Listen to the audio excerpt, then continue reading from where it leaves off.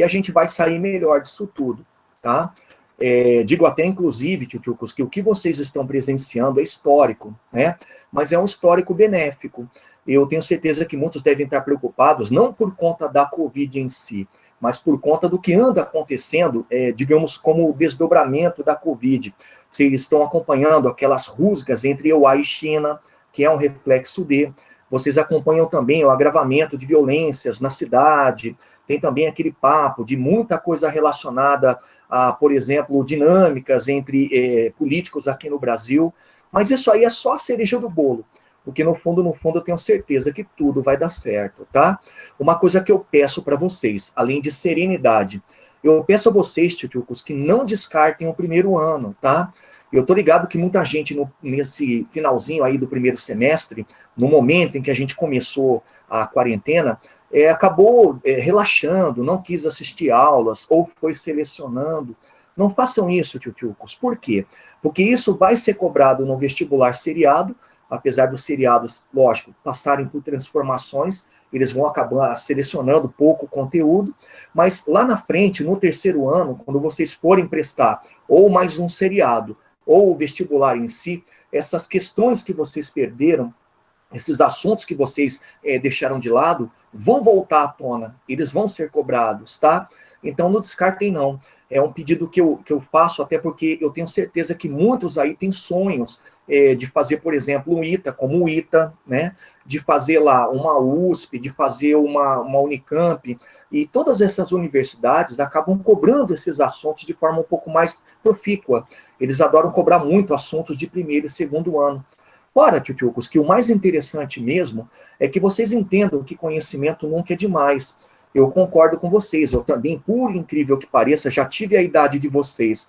Às vezes é um tédio você ter que estudar algumas questões relativas, por exemplo, à Idade Média. É um tédio você ter que, por exemplo, estudar dentro da matemática, alguma coisa do tipo log, para quem não gosta, né? Mas no fundo, o conhecimento sempre é bom, sempre é importante. É uma forma também de você se fazer valer, entendeu? De evoluir. É top. Concordo com você, Ita. Para RPG é maravilhoso. Mas também tem que pensar que todos esses conteúdos relacionados, de novo, por exemplo, à Idade Média, fazem parte também da construção da atualidade, tá bom? Então, olhem com carinho para disciplinas que vocês não estavam olhando, até porque vocês vão precisar, e outra, até porque é muito importante para se construir como ser humano. Tá legal? Então, tô com saudades, a gente volta logo, eu não sei quando, mas quando a gente volta, creio, melhor do que a gente saiu, tá? Agora, tchutchucos, o que vai acontecer a partir dessa aula do professor Augusto? Eu estou trabalhando a idade moderna, está todo mundo a par do que eu estou trabalhando. E o que já foi trabalhado da idade moderna para que eu possa avançar? Já foi trabalhado com o Adriano, atenção, o renascimento cultural. É até interessante vocês entenderem o renascimento cultural como sendo uma transição, ele faz uma transição da Idade Média para a Idade Moderna, ok? Vocês estudaram também Reforma e Contra-Reforma, que também pode ser chamado movimento reformista, outro elemento da transição da Idade Média para a Moderna, e vocês estudaram também, tchutchucos, o absolutismo comigo, tá? O detalhe interessante, eu trabalhei o absolutismo, mas eu trabalhei de uma forma diferente da apostila.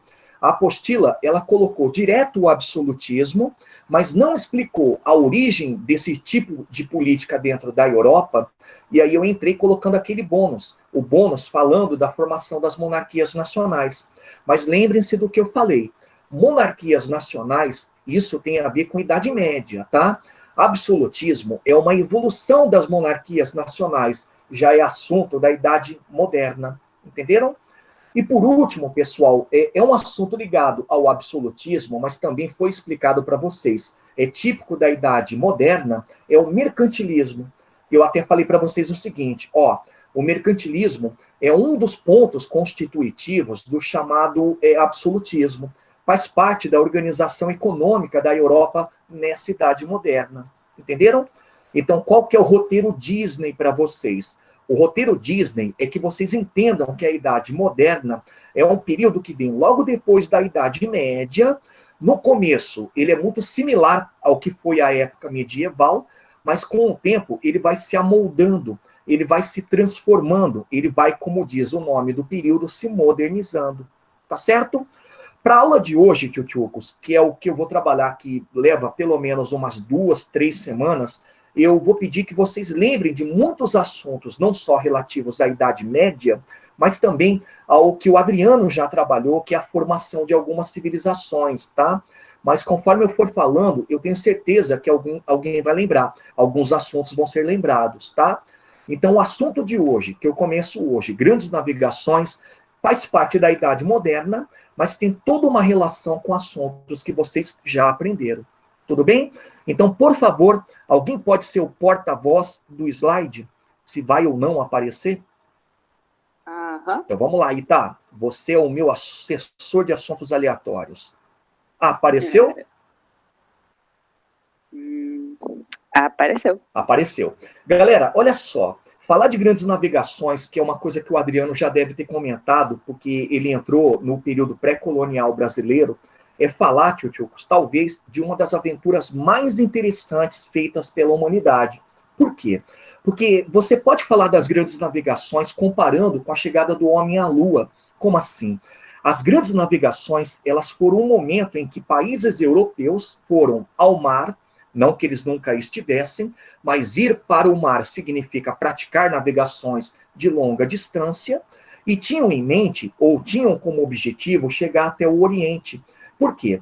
Porque essas nações que foram ao mar queriam chegar até o Oriente para buscar especiarias. Especiarias que na Europa eram muito caras. Especiarias que, com toda certeza, iriam fazer certas nações se tornarem potência naquele contexto, no contexto da Idade Moderna. Só que aí é que está o detalhe. As nações que foram para o mar, tchutchucos, elas foram, mas não conheciam a navegação de longa distância.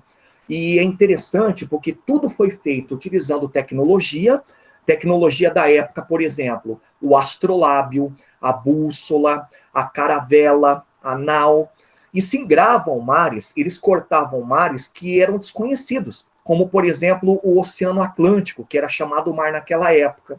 Então, imaginem, quando eu faço a colocação, a comparação de que as grandes navegações, elas se assemelham à chegada do homem à Lua, da seguinte forma: era um momento em que os homens precisavam ir ao mar para poder se conhecer, tem relação com o processo de enriquecimento das nações, mas foram ao mar utilizando tecnologias que não tinham certeza de que funcionariam, para chegar num local que eles não sabiam nem como chegar. Então, foi uma grande aventura. Uma aventura, para vocês terem uma ideia, que durou mais ou menos 200 anos. E ao longo dessa aventura do homem ao mar, nas grandes navegações, o que aconteceu? Aconteceu de a África ser mais conhecida, aconteceu de a América ter sido descoberta, ou achada, que é o termo mais correto. Aconteceu deles descobrirem outros oceanos, como, por exemplo, o Oceano Índico, o Oceano Pacífico. E aconteceu também, tchutchucos, uma coisa que muita gente sabe o que é chamada globalização.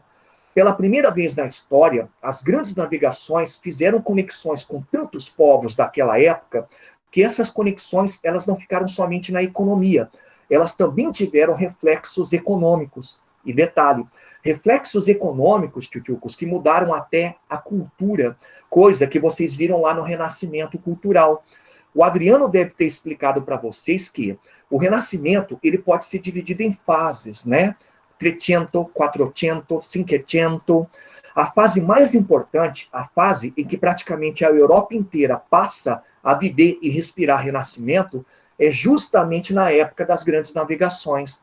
Então, a globalização que acontece por conta disso é uma globalização de verdade. Acontece a união de povos em alguns aspectos, como, por exemplo, o econômico. Acontece a mudança na cultura, acontece uma evidenciação da política e ela se transforma, mas naquela época o mundo inteiro estava integrado, entenderam? Só que aí é que vem a parte interessante. Eu não sei se foi um erro da apostila. Para falar desse momento que a gente vai discutir durante 2 ou 3 semanas, é necessário falar da nação que começou com tudo isso, Portugal. Pessoal, tenho certeza que vocês já leram um Camões, ou já ouviram falar de Camões, né? Camões, que é um grande escritor da literatura portuguesa, ele tem uma coisa muito interessante de exaltar as grandes navegações, mas quando ele faz isso, ele não faz isso por mero nacionalismo, porque ele era português. Não, ele faz isso porque ele sabe da história de Portugal relativa a grandes navegações. Então é muito bonita a formação de Portugal para entender que ela foi a nação pioneira e, mais ainda, colocá-la no rol de grandes potências mundiais. E eu falo isso porque a gente sempre paga pau nessa época da Idade Moderna para nações do tipo França, o Sacro Império Romano Germânico, Inglaterra, mas pouco a gente dá de valor para Portugal. E a gente tem que dar muito valor para essa nação, porque foi a nação que começou com a grande navegação e se tornou depois o plural, grandes navegações. E foi a nação responsável por muitas mudanças dentro do contexto europeu. Tá certo? Então, aqui no caso, eu trouxe um assunto que a apostila não colocou, que é a formação de Portugal. Eu tenho que mostrar para vocês como Portugal se formou e como foi possível essa nação que se formou ali no finalzinho da Idade Média ter sido a pioneira nas grandes navegações. Mas atenção, para manjar esse conteúdo, primeiro, vocês têm que relembrar do assunto expansão árabe-islâmica, que foi um assunto que o Adriano trabalhou. Atenção, parte 2. Para lembrar do que eu vou explicar na formação de Portugal, é muito importante que vocês lembrem das cruzadas, mas calma, não de todas elas, e sim das cruzadas ocidentais, as cruzadas que aconteceram na Europa. Joia?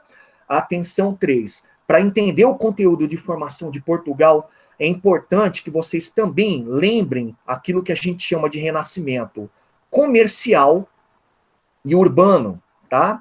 Tudo a ver lá com a Baixa Idade Média. E, finalmente, aquilo que eu vou colocar estrela, a maior lembrança que vocês devem ter, para falar de Portugal, vocês têm que lembrar também, para entender esse assunto, da formação das monarquias nacionais, tá? Então, o básico, para que vocês entendam o que eu vou explicar na aula de hoje, é lembrar, pelo menos, da Baixa Idade Média, tá? E um pouquinho da expansão árabe-islâmica ou árabe-muçulmana para alguns detalhes que eu vou colocar. Vamos lá? Então, capítulo bônus tem a ver com grandes navegações, não tem na apostila, mas o professor está trazendo. Vem comigo aqui. Tchutchucos, Portugal, a gente usa como sendo uma nação emblemática nessa época das grandes navegações. Ela se formou, e é o que a gente vai estudar, exatamente na época da Baixa Idade Média, tá? Então, rapidão, lembrando o que foi a Baixa Idade Média. A Baixa Idade Média foi o período dentro da Idade Média na Europa, que se estendeu do século XI, mais ou menos, até o século XV, em que tivemos, primeiro, o movimento cruzadista, que foi um movimento de caráter religioso, todo mundo vai lembrar. Segundo, Baixa Idade Média é uma época em que o sistema feudal está ruindo, e grande parte dessa ruína do sistema feudal tem relação com a falta de dinamicidade do sistema. Era um sistema que vivia muito da terra, vivia muito da subsistência, do localismo. Baixa Idade Média é uma época em que o comércio e a cidade começam a ser reativados, daí o termo renascimento comercial e urbano. Baixa Idade Média, lembrem lá, é uma época em que, por conta da burguesia começar a ascender, nós vamos ter uma prática comercial que vai começar a ser protegida pelos reis, e aí nós temos a formação das monarquias nacionais. E por último, tchutchucos, o caos, coisa que eu até fiz revisão no final do semestre passado, a Baixa Idade Média é uma época de crise geral, aquele que a gente chama de crise do século XIV, a peste, a fome, a guerra e a morte. Então, nesse cenário, que é o cenário da Baixa Idade Média, nós temos a formação de Portugal. E escutem que história interessante. Tchutchucos, Portugal nasceu na Península Ibérica. Normal, todo mundo sabe. Só que o detalhe é que nessa época, entre o século XI e o século XII, época em que nós teremos a formação de Portugal, época que é relativa à Baixa Idade Média, a Península Ibérica era ocupação moura. Aí eu vou colocar o mapa para vocês entenderem, e vocês já podem lembrar da expansão islâmica, ou árabe. Galera, esse mapa que vocês estão vendo aqui é o mapa da Península Ibérica, tá? mas é um mapa da Península Ibérica nesse século XI, o século em que nós temos essa realidade. No norte, existiam os chamados reinos católicos, tá bom? Quais são eles? Leão, Castela, Navarra e Aragão. Reinos católicos, tchutchucos, que surgiram logo depois do fim do Império Carolíngio. Só que o detalhe é que eles ficavam nessa porção norte, sempre desde o século VIII, lutando contra os muçulmanos que haviam ocupado o sul, ocupado exatamente o que hoje equivale ao sul da Espanha e boa parte de Portugal. Agora, aí é que está o detalhe. Tchutchucos, por que os muçulmanos ocuparam essa Península Ibérica? Por que eles vieram para cá durante o século VIII para ocupar esse local? Porque nessa época, tchutchucos, os muçulmanos estavam fazendo uma expansão e o grande objetivo dessa expansão era controlar o mar Mediterrâneo. Então, para eles, na visão deles, controlar o mar Mediterrâneo era ocupar todos os territórios que eram banhados por esse mar. Então, o que eles fizeram? Mentaliza lá. Eles saíram da Arábia, foram primeiro para o território do norte da África, em seguida, eles foram subindo até aquele território da Palestina, até o território do atual Líbano, e deram de cara com o que vocês chamam de Império Bizantino. Lutaram durante bom tempo ali contra o Império Bizantino e não conseguiram derrotá-lo, pelo menos até o século XV. Então, o que eles fizeram? Eles foram para o restante do território do norte da África. Eles acabaram guardando energia para conquistar todo esse território. E aí, galera, no ano de 711, por um cara chamado General Tariq, eles entraram na Península Ibérica e ocuparam esse território, expulsando todos os cristãos para o norte. Entenderam? E por que eles fizeram isso? Porque eles entenderam que dominar o norte da África e esse território aqui, que é a Península Ibérica, era praticamente dominar todo o ocidente do Mediterrâneo. Entenderam? Só que aí é que está a parte interessante. Tchutchucos, nessa época, durante o século VIII, quando os muçulmanos entraram aqui... Diga. Qual que é o nome do general, da galera que entrou? Tariq. É daí que vem o nome Gibraltar. O Estreito de Gibraltar, que fica aqui na ponta da Espanha, vem desse nome, Tariq. É Pedra de Tariq, Gibral al-Tariq. É Tariq. Tá legal? Beleza, valeu. Beleza. Então, galera, nesse século VIII, o que aconteceu? Os muçulmanos ocupando e empurrando os cristãos para o norte, eles perceberam que dominaram o território, mas eles iam enfrentar muita resistência. E é o que aconteceu. Por quê? Porque esses reinos do norte, eles foram impelidos pela Igreja Católica, empurrados pela Igreja Católica, para sempre lutar contra os muçulmanos. Por quê? Porque eles entendiam que o muçulmano era um invasor. E, ao mesmo tempo, os muçulmanos, eles eram infiéis. Tá legal? Então, do século VIII até o século XI, o que a gente vai ter? A gente vai ter uma resistência, tá? A resistência para a gente voltar para o slide. O norte, os reinos que eu estou colocando aqui, R, todos eles católicos, contra os muçulmanos, que estavam aqui no sul. Entenderam?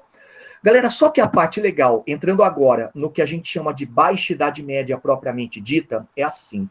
Quando a Igreja Católica começou a perceber que nessa época o sistema feudal estava enfraquecido, percebeu também que era necessário fortalecê-lo a partir da expansão territorial, a partir também de mandar muita gente lutar contra aqueles que eram chamados inimigos do catolicismo e que elas pudessem morrer para que dentro da Europa pudesse haver uma equivalência de produção e consumo, assunto que eu já trabalhei.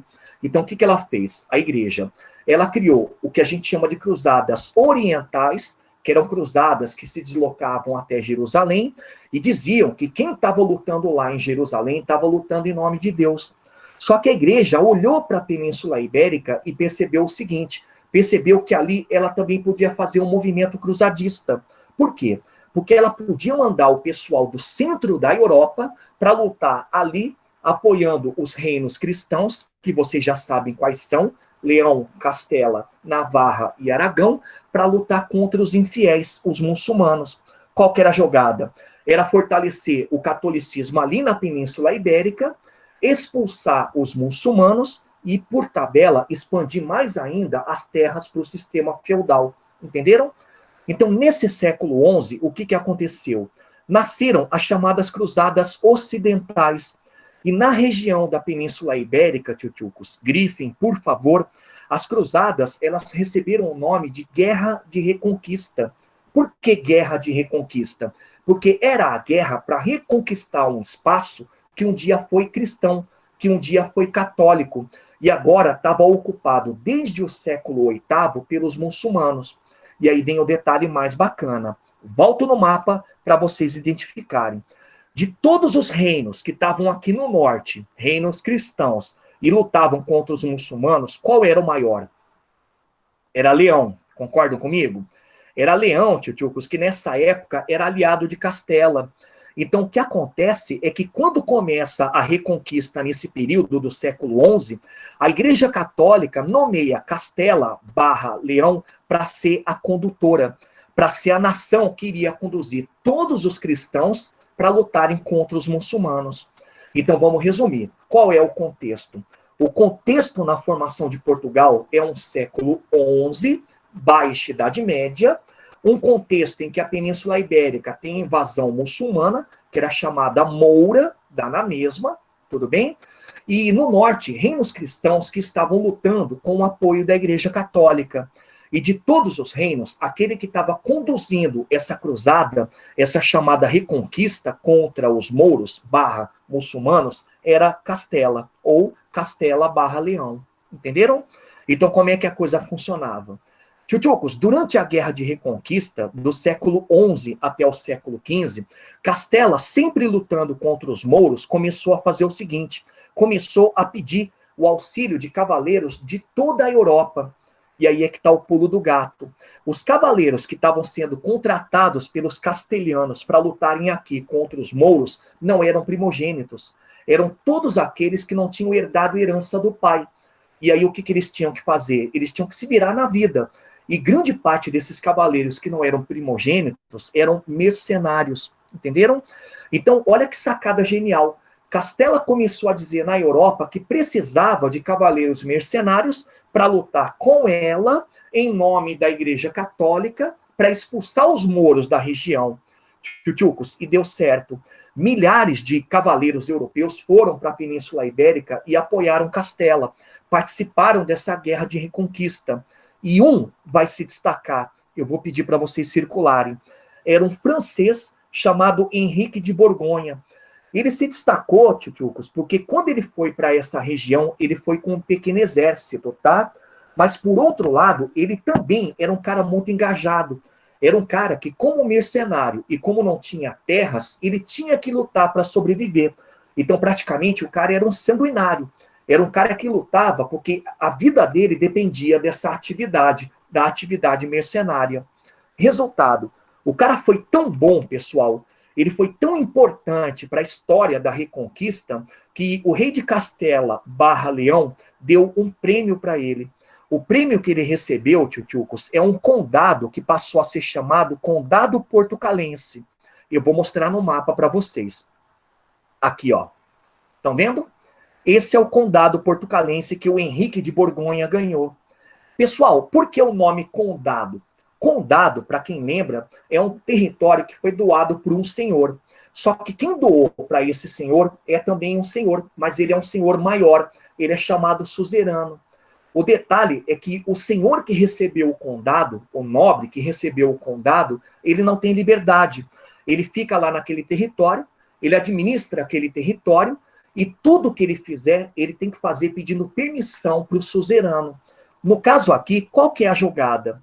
É entender que o condado portucalense era um território que havia sido doado para o Henrique, mas o suzerano dele era o rei de Castela e Leão, tá bom?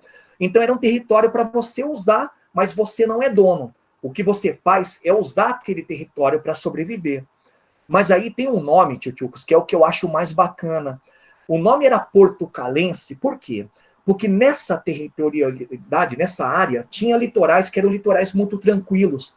Eram litorais em que os navios que se deslocassem do norte da Europa para o sul, ou vice-versa, paravam para descansar, para abastecer e continuavam viagem. Então, portucalense vem de Porto Tranquilo, de Porto Cálido. Então, daí o nome portucalense, é o condado com Porto Tranquilo. Entenderam? Então, o que vocês têm que perceber? Que o Henrique de Borgonha, ele se deu muito bem.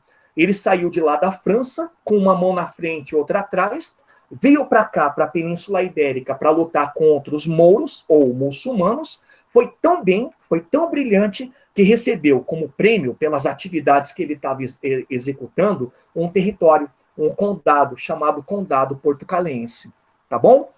Agora, pessoal, o que é interessante, e era a tradição nessa época também, era o seguinte: quando a pessoa recebia um condado, e quando essa pessoa era muito influente, além do território, ela recebia também a filha do dono do território em casamento. Então, o Henrique, ele também recebeu a filha do rei de Castela como sendo esposa. Era uma troca de favores, era uma tentativa de você reforçar os laços entre esse cara, que é o conde, o cara que está comandando o condado, e o suzerano, que no caso é o rei de Castela/Leão. Então o cara se deu muito bem em parte 2, por quê? Porque ele começou uma nova dinastia. Ele começou uma dinastia de reis, que na verdade eram condes nessa região, que tinham total apoio de Castela, tinham total apoio do reino, que teoricamente era o mais importante na região. Vocês entenderam? Então tá aí. Agora vem a parte mais triste. Ele morreu. Galera, e quando ele morreu, ele deixou um único filho como herdeiro. E o nome dele era Afonso Henrique. Só que o moleque era muito sacado. O que ele percebeu? Eu estou herdando as terras do meu pai, o condado, uau, mas eu não tenho poder nenhum. Por quê? Porque quem tem poder de fato é Castela, é o meu suzerano. E ele achava isso inadmissível, pessoal. Ele achava que a falta de poder era, na verdade, diminuir a condição dele como um cavaleiro, a condição dele como um conde. Então, o que ele fez? Num ato de muita ousadia, ele decretou a independência desse condado. Ele decretou a independência do agora país chamado Portugal. E olha só que doideira. Quando ele faz essa declaração de independência, ele faz a declaração de independência lutando contra Castela. E caiam de costas. Ele vence, pessoal. Ele consegue vencer. Mas, por outro lado, adivinha quem era a pessoa que estava lutando contra ele? Era o próprio tio. O tio dele era o rei de Castela/Leão. Então o moleque, ele criou uma briga entre familiares. Ele criou uma briga dele contra um tio, dele contra o rei de Castela, mas ele fez isso numa puta de uma tentativa de tornar o território, que antes era um condado, um país independente. E volto a dizer, ele conseguiu. Ele conseguiu, tio-tchucos, em pleno século XI/XII, tornar o território português um território independente. Então, olha só que coisa louca. Portugal é o primeiro reino da história europeia. Antes da criação da França, da Inglaterra e de qualquer outro país, quem era o verdadeiro país a se destacar era Portugal. E a parte interessante, nesse começo, sempre tendo apoio da nobreza. Entenderam? Então, qual que é a lição que a gente tira? A lição que a gente tira é que Portugal, quando se forma como um país, mas lutando contra um reino muito poderoso, só que nasce aqui, de certa maneira, um país com muita força, um país que tinha apoio da nobreza e um país que tinha um comandante, que era o Afonso Henrique, que era um cara muito interessante. Era o cara que entendia que as forças armadas era a melhor forma de você se manter no poder. Tá legal? Então vem para cá, vamos estudar essa dinastia.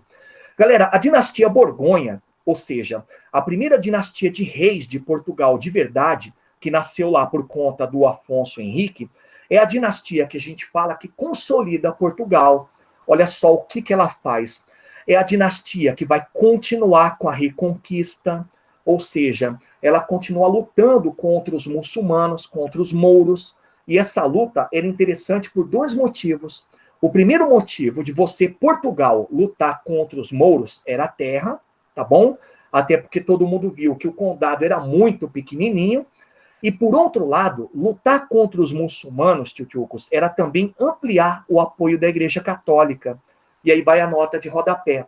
País que não tivesse apoio da Igreja Católica nessa época não era ninguém. Até porque na Baixa Idade Média, sendo uma época de muita preponderância da Igreja, era muito interessante você ter o apoio do Papa. Entenderam? Então a dinastia, ela continuava com essa reconquista, sempre pensando assim: eu tenho que ter terra e tenho que ter também o apoio da Igreja Católica. Só que aí é que está o pulo do gato. Como eu continuo com a Reconquista? Como é que um condado, tudo bem que venceu lá Castela, vai continuar com a Reconquista? Tchutchucos, a primeira sacada genial dos reis da dinastia Borgonha foi tornar servo soldado. Muito louco, né? E para tornar o servo soldado, o que ele faz com a servidão? Ele acaba com a servidão. Então a gente pode dizer também que Portugal foi o primeiro país a criar a mão de obra assalariada dentro da Europa. Muito doido, né? Enquanto a Europa ainda continuava sendo feudal, utilizando servidão, Portugal não. Portugal mantinha o mínimo de servo, mas a grande maioria, 80% ou quase 90%, era agora livre. E uma parte era obrigada a entrar para o exército. Entenderam? Galera, foi genial, é um pulo do gato, porque quanto mais soldado você tem, maior as suas forças armadas. É a premissa da dinastia Borgonha. E tendo maior forças armadas, você pode lutar contra o teu inimigo e continuar com a guerra de reconquista. Tá certo? Outro pulo do gato. Olha que coisa interessante.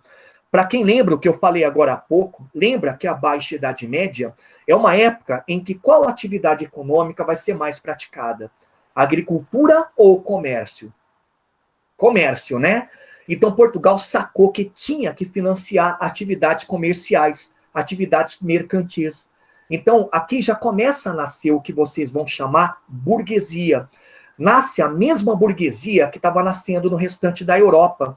Só que nesse caso, tchutchucos, atenção, a burguesia que nasce em Portugal é uma burguesia simpática à monarquia de cara. Desde o século XII já tem o rei como parceiro, o que no restante da Europa só vai acontecer a partir do século XIII. Entenderam?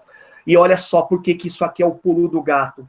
Quanto melhor a sua atividade econômica, aqui no caso utilizando comércio, mais dinheiro. Mais dinheiro na mão do rei, o que o rei pode fazer? Ele pode financiar a guerra, ele pode custear compra de armas, ele pode também fazer o uso para poder comprar diplomacia, entenderam? Então a dinastia Borgonha, essa primeira dinastia de reis portugueses, ela tem essa ideia de modernizar o país usando sempre a guerra de reconquista como o que a gente chama de elemento. Para quê? Para que você se fortaleça como rei e, ao mesmo tempo, para que você se torne uma nação a ser reconhecida. Entenderam? Só que o detalhe vem agora, pessoal. Por mais que Portugal lutasse contra os muçulmanos e vencesse, isso é natural, menos ela conseguia grandes territórios. Por quê? Porque na mesma época em que ela também está lutando contra os muçulmanos, os reinos cristãos, Navarra, Leão, Castela e Aragão também. E eles se unificaram de tal forma, pessoal, que foram lutando paralelo a Portugal e dominando mais territórios dentro da Península Ibérica. Então, Portugal cresceu no sentido, olha que loucura, vertical. Tanto é que vocês sabem mais do que eu que Portugal ainda hoje é uma tripa de terra. E aí nasce a necessidade da coroa portuguesa, da dinastia Borgonha, de incentivar outras atividades comerciais ou atividades econômicas. É por isso que a partir do século XIII, devido a um território muito estreito e pouco, é incentivada a atividade pesqueira. E reparem, pessoal, é uma coisa tão natural você pensar em Portugal e bacalhau, que automaticamente eu pergunto para vocês, qual era o peixe mais pescado e mais negociado pelos portugueses? Era o bacalhau, era o bacalhau. Galera, isso foi muito legal. Por quê? Porque quando você tem a atividade pesqueira bombando e incentivada pela coroa portuguesa, além da sua atividade econômica ser diferenciada, ser diversificada, você pode exportar. A Europa consumia o bacalhau português, entenderam? Então reparem que é uma dinastia camaleônica. É uma dinastia que percebe que precisa mudar sempre o sistema econômico, não ficar somente no trivial comércio e ou agricultura, porque é uma necessidade, entenderam? E aí vem a grande paulada. Galera, quando a gente chega na crise do século XIV, essa crise que vocês estudaram comigo, a peste, a fome, a guerra e a morte, detonaram o continente europeu. É tão fato, tchutchucos, que quando eu falei, por exemplo, da peste negra, o que eu falei da peste? Eu falei que ela matou 1/3 da população europeia E ela teve reflexos não só na sociedade, mas também na economia e na religião. Galera, a coisa era muito caótica, porque quanto mais esses elementos da crise do século XIV avançavam pela Europa, e Portugal não ficou distante disso, sofreu muito, pior era a situação econômica e pior era a situação social e política dos países. Só que Portugal soube sair da crise. O que ela fez? Olha que coisa interessante. Ela começou a se tornar uma forma de entreposto comercial para os comerciantes europeus. Sabe por quê? Vou colocar aqui no mapa para vocês. Tchutchukos, imagina que você é um comerciante, vamos lá brincar com o mapa, vou até mudar a cor aqui, pegar azulzinho, daqui do território de Veneza, tá? E imagina também que você precisa levar os seus produtos desse território, produtos que vieram lá do Oriente, especiarias, para o norte, ali para o território de Flandres, ou para o território do norte da atual Alemanha. Por terra, se você fizer isso, o que vai acontecer com você? Você vai ser assaltado, você pode ser morto, você pode, e isso era muito comum, ter que pagar muito imposto para passar por estradas de feudos, né? Estradas que pertenciam a senhores feudais. Então você sabe que por terra, você se deslocar do seu território Veneza e chegar até o norte da Europa era um risco. Você poderia morrer ou não ganhar muito dinheiro. Galera, os flandrinos, eles começaram a perceber também que a recíproca era a mesma.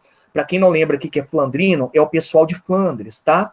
Eles começaram a perceber que levar os tecidos que eles produziam daqui para o sul da Europa era um risco. Eles podiam passar pelos mesmos problemas que os venezianos estavam passando.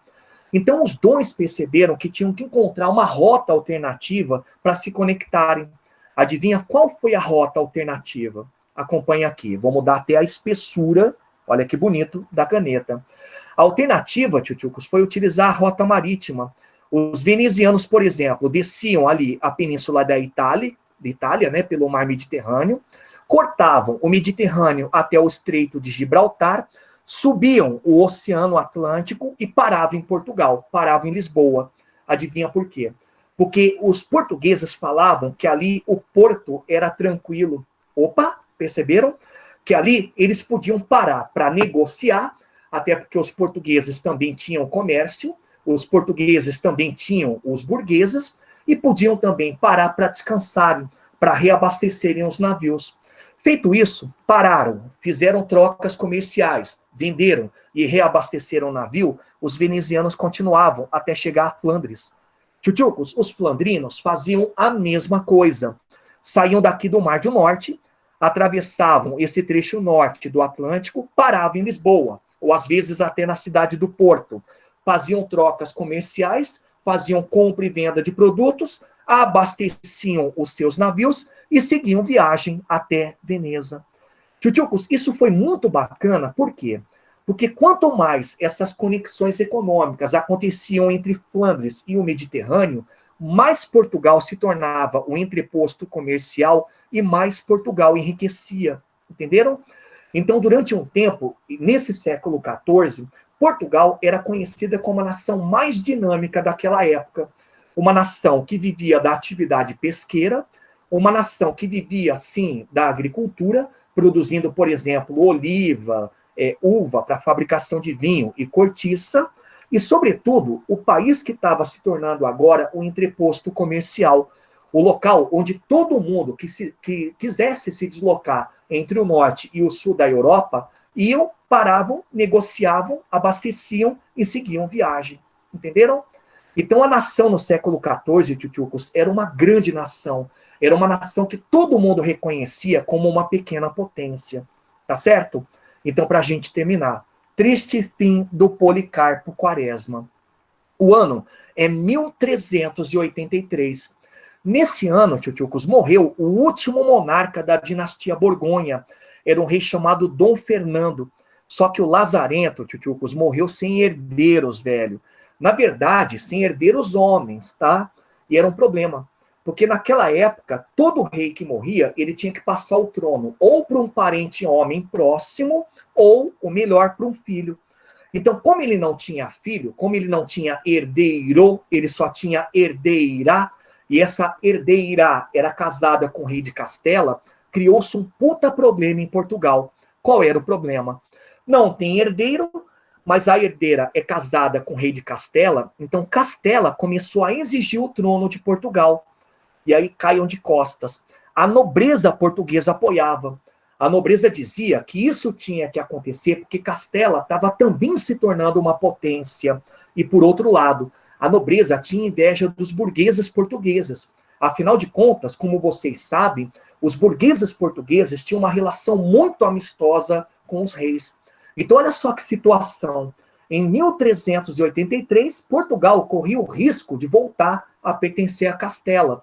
Lembraram? E era um problema, porque muitos dentro de Portugal não gostavam. O único setor que estava apoiando essa anexação era a nobreza. Aí o que aconteceu?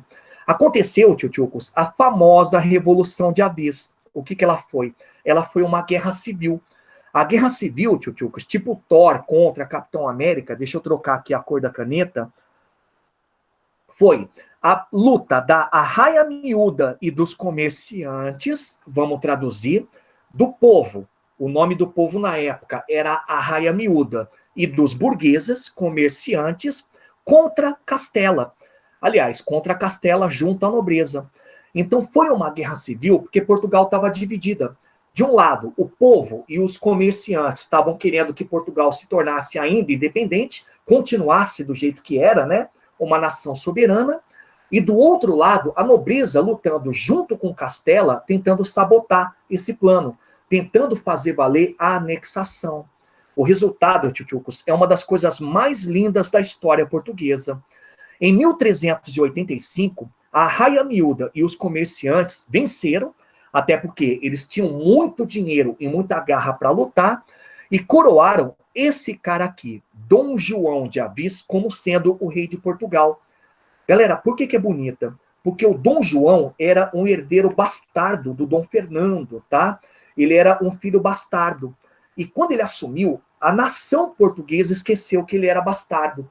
Esqueceu que ele foi fruto de uma pulada de cerca, tá? E é legal porque isso tem a ver com nacionalismo. Porque no fundo, comerciantes e povo queriam que Portugal sempre fosse o que fora. Desde ali o Afonso Henriques, independente. Tá bom? Aqui vem o gancho para a aula seguinte, a aula de amanhã. Tchutchucos, essa dinastia de Avis, a dinastia que começou com a Revolução de Avis, é a dinastia das grandes navegações. Tá legal?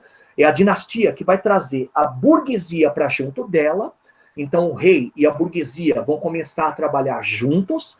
E desse trabalho junto, pessoal, é que nós temos as grandes navegações. Por quê? Porque era um projeto econômico. Era um projeto dos dois, do rei e da burguesia, para tentar enriquecer Portugal. E para enriquecer Portugal, era necessário ir para o mar, achar uma rota até o Oriente, comprar especiarias e vender aqui. Tá certo? Então tá aí o conteúdo. Tchutchucos, conteúdo bônus. Muita atenção, porque na aula que vem a gente vai usar de novo. Ok? Então, beijão para vocês. Muito obrigado. Tô com saudade. Boa semana e até amanhã. Tchau, tchau. Não esqueçam de colocar o nome de vocês ali no chat. Tchau. Tchau, Augusto. Tchau, tchau. Beijo. Tchau, professor. Tchau, tchau. Tchau, professor. Tchau, tchau. Beijos. Tchau, professor. Tchau, tchau.